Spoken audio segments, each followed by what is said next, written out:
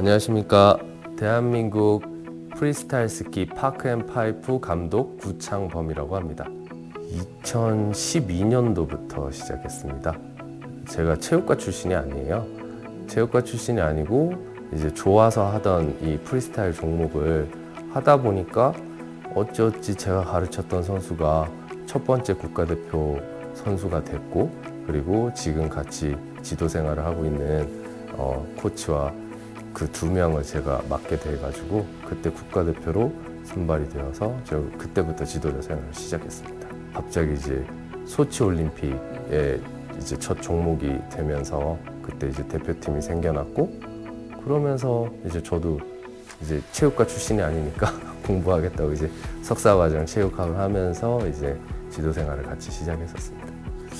사실 저도 지금 코치 생활을 하면서 이 부분에 대해서 생각을 많이 했는데 그 결과는 항상 그렇더라고요. 계속 변하고 있는 중인 것 같아요. 결국은 상대적인 거라서 선수들 어떤 선수가 들어오느냐, 국가대표 지도자는 저희가 선수를 발탁하는 게 아니잖아요. 그러다 보니까 들어오는 선수들마다 좀 많이 바뀌는 것 같아요.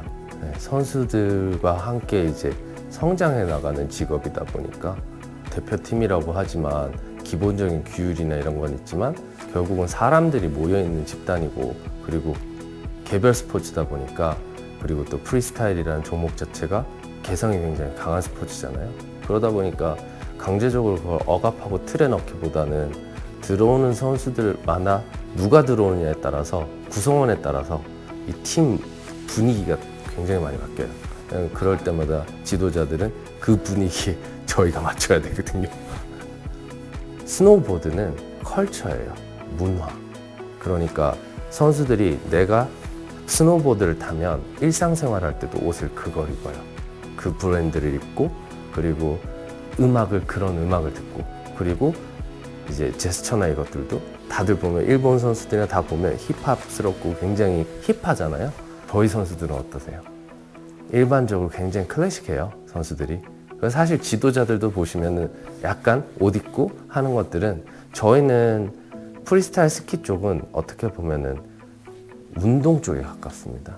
그러니까 짐내스틱, 그러니까 체조 쪽. 왜냐하면 온몸이 앞으로 가는 거고, 인간이 이제 직립원인에서 앞으로 걷듯이 스노보드는 그걸 역행하는 옆으로 가는 거다 보니까 컬처 쪽이 좀 더 강하고, 그리고 저희는 이제 거의 체조, 운동. 그래서 선수들은 성향들도 확실히 달라요. 사실 눈 있는 곳을 찾아간다는 것은 해발이 높다는 얘기겠죠. 그럼 그 해발이 높은 데까지는 공항에서부터 굉장히 멀죠. 그러면 그곳까지 운전을 해서 현지에 도착하고, 현지에 도착한 다음에 그때부터 많은 변수들이 발생하는데, 저희는 선수들이 보통 어린 편이에요. 그러다 보니까 가장 많이 발생하는 긴급 상황들은 이제 고산병. 해발이 높다 보니까 고산병이 발생되는 친구들 가끔 발생하면 그거에 대한 대처도 해야 하고, 그리고 또 나이가 어리다 보니까 이제 신경 써야 되는 부분이 먹는 것부터 해서 자는 것들, 그리고 먹는 것들도 보통 이제 코치들이 대부분 요리를 합니다. 그래서 요리를 해서 먹이고, 그리고 훈련을 하고, 그리고 뭐 또 가장 많이 시간을 쏟는 것들은 기술훈련도 기술훈련인데, 선수들이 이제 나이가 어리다 보니까 심적으로 이제 힘들어하는 부분이나 이런 부분들을 관리하는 게 사실 주된 업무라고 저희는 좀 생각해요. 1년에 이제 저희가 공식적으로 훈련하는 대한체육회에서 지정되어 있는 건 220일입니다. 근데 사실 그 220일만으로는 훈련을 다 할 수 없기 때문에 보통 한 260일 정도 일하는 것 같아요. 그러니까 1년에 365일 중에 260일, 70일 정도를 선수들과 붙어 지내죠.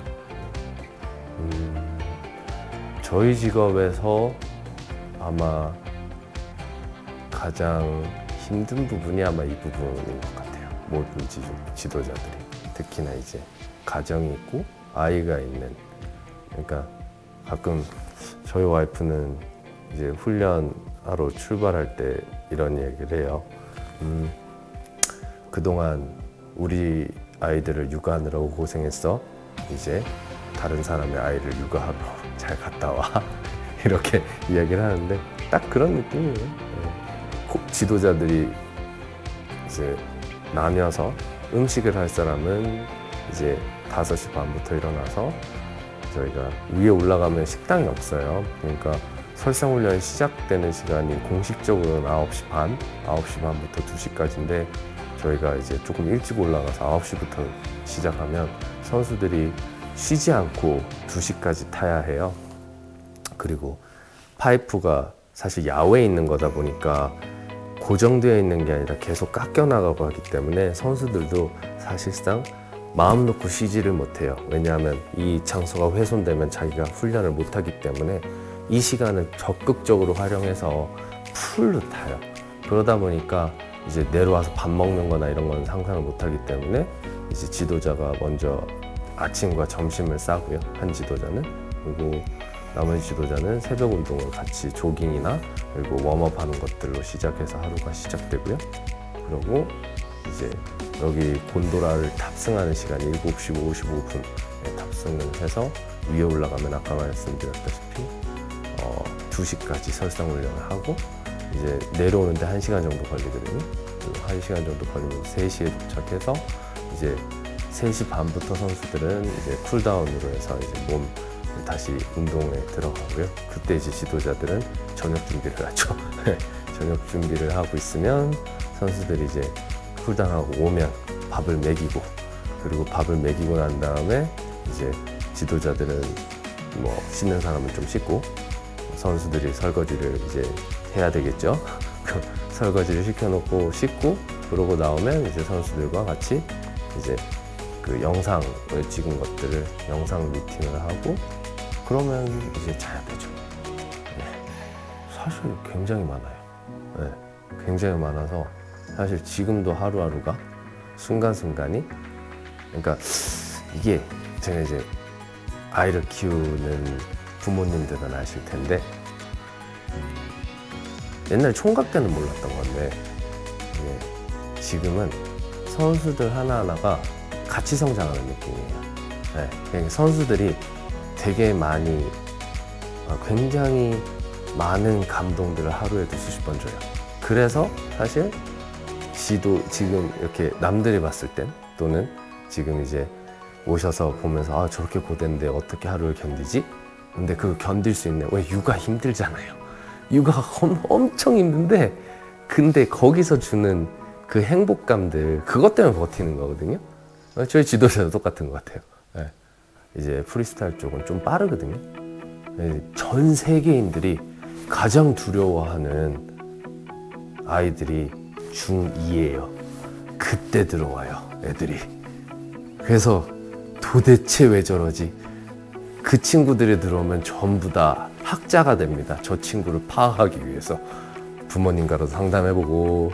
근데 심지어 부모님들도 몰라요. 근데 우리가 그걸 해야 해. 야, 이거 난제죠, 난제. 와, 중2. 전 세계 누구한테 물어봐요. 중2는 다들 피하고 싶을걸요? 프리스타일 스키 종목은 최초로 사망자가 나온 스포츠예요. 자기가 멘탈을 잘 다스리지 못하고 그리고 약간의 부주의로 큰 부상. 선수들이 출발하기 전에 제일 무서운 거는 아웃, 성적 안 나온다 이게 아니에요. 저희 종목은 두려움이에요. 이거 못하면 나 무릎 다칠 수도 있고 선수 생명 끝날 수도 있고 그 두려움으로 싸우는 스포츠라 사실 군대에서 이제 사격하거나 수류탄할 때 굉장히 엄격하게 통제하지 않습니까? 그거 같이 선수의 정신이 약간 놓여 있거나 느슨하다 싶을 때는 반드시 체크해야 돼요. 안 그러면 부상으로 이어지니까.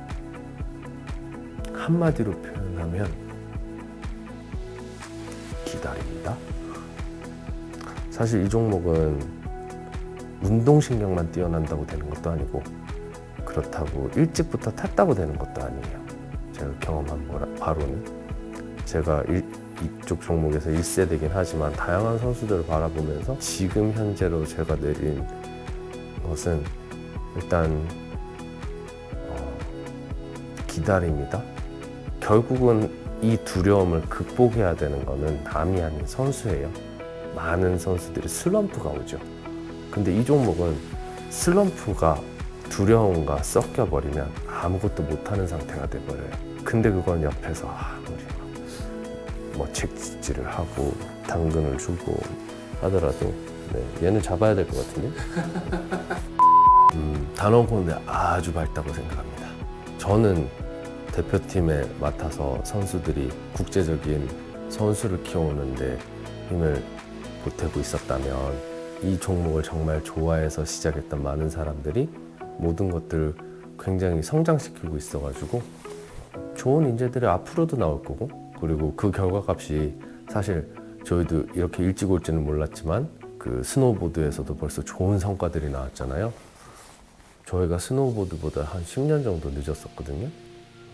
그거에 비해서는 충분히 가능성을 보여줬고, 그 가능성을 보고 저희 선수들도 동기부여가 돼서 너무 열심히 하고 있어서 이건 뭐 좋을 수밖에 없다고 저는 생각합니다. 사실 지금 우리나라 선수들 엄청 잘하는 거예요. 왜냐하면 다른 나라 선수들이 깜짝 놀라요. 아니, 경기장 하나 없는, 제대로 갖춰진 경기장 하나 없는 나라에서 지금 여기에 있는 설상 위에서 모두 어떤 이야기 하는지 아세요? 어떻게 이채원 선수, 이승훈 선수 같은 선수가 나오냐고. 미친 거 아니에요. 너네들은 그 정도로 표현을 해요. 버젓한 경기장 없어도.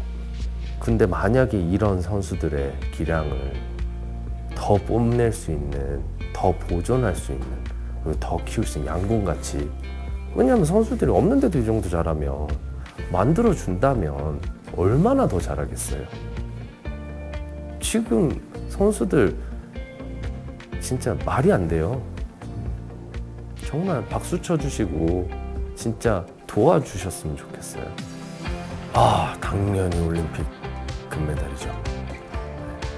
할 수 있다는 걸 보여줘야 하고, 제가 지금 이 자리에 있는 이유이기도 하고요. 저는 이 일을, 그리고 선수들은 선수들의 위치에서, 법적 위치에서 해서 최고의 결과값을 만들어내는, 그게 제 꿈입니다.